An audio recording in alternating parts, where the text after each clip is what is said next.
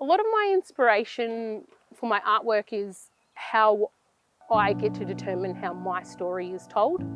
And yeah, I find that that's very individualistic to myself. But my journey through my artwork is space for healing for myself. And it's also something that I can immerse myself into and completely get lost. So I really do love doing my artwork, particularly for that reason, because it's just about me. But it's also a way that I can share who I am. It's also a reflection on how I live in the two worlds between being a strong Aboriginal woman and living in today's society, and how different that is to how we used to live as First Nations people. And I feel like that's really important to introduce into my artwork and represent through that platform as well. So essentially, I wanted to create a piece of work that reflected something of my story, but also I know that it does reflect on a lot of other Indigenous netballers that do play the sport. The circles, and a lot of the circles that we have here, they're a representation of coming together and gathering space. The lines and the separate circles, they're all representations of the different types of communities that do surround netball in itself, and also the pathway and the different type of journey that every netballer has through their career in netball as well. All the different types of circles and the different symbols around those circles, they do represent all the different types of multicultural people and how inclusive netball is to our community and to others as well. These half circles down here, they're a representation of the people. So the club, the people within the club, the strength that you have to put into a club, all the hard work that you do. And these straight lines, they're a representation of warriors. So obviously when you go out onto the netball court or you go to training, you're super fierce, where in turn you're a warrior, so that you've got that fighting spirit to win the game and go out and put everything on the court. I've started playing netball when I was 4 years old. Back then we did, we still do it, the junior Aboriginal netball football carnivals.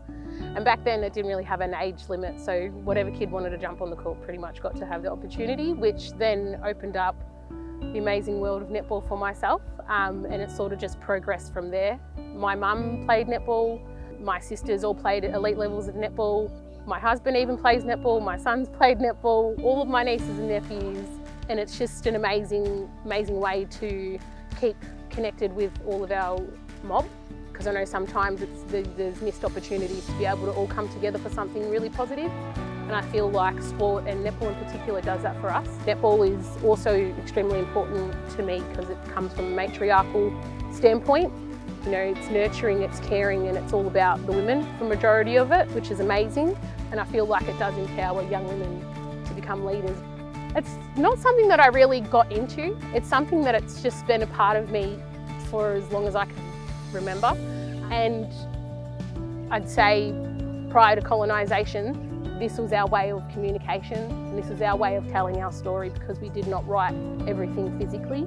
We didn't have a language we could write down.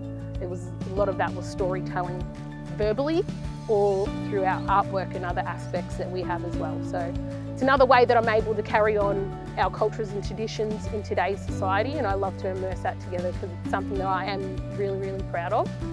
It is an amazing, opportunity for myself, but I also love to do my artwork so that other young people and other people that are as passionate as I am about work, so that they're able to feel, some pride in what I do, and how that then in turn is related in any type of instance. So from doing a piece of artwork so that young children can be proud to see that there's some mob out there that can be a part of netball without having to play the sport, but also, so that there are other opportunities to be able to display your culture other than sport and other than working in the organisations. It's art as well, and it's probably one of our oldest living creations. So a lot of our art is 45,000 years old, and that's insane. Longest living civilization, and I'm really, really proud of that.